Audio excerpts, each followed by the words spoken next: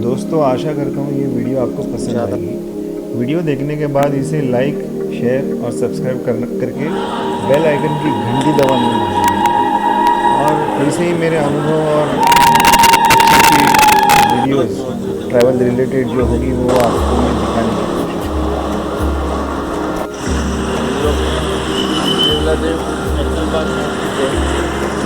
इसे Bharatpur bird sanctuary भी कहा जाता है। अंदर जाने के पहले कुछ बातें मैं आपको बताना चाहता हूँ।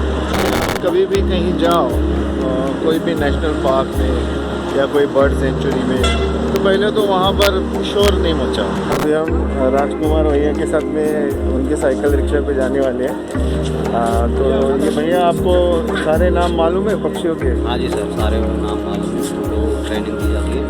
पक्षी कहाँ से आते हैं? साइबेरिया से, रसिया से, Mongolia, China, Egypt, south India. अच्छा, हम लोग जो टिकट लेते हैं उसकी चेकिंग होती है यहाँ पर।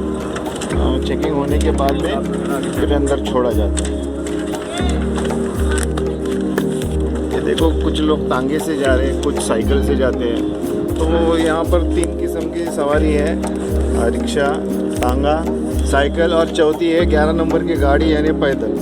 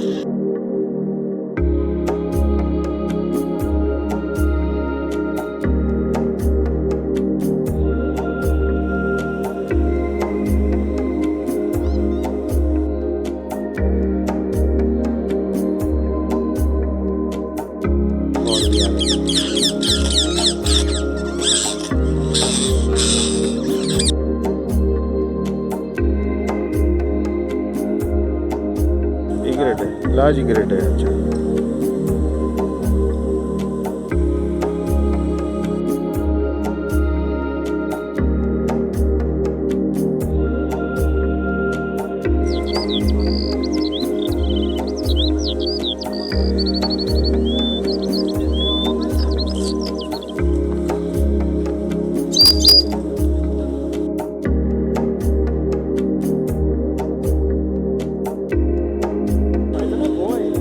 पाइथन।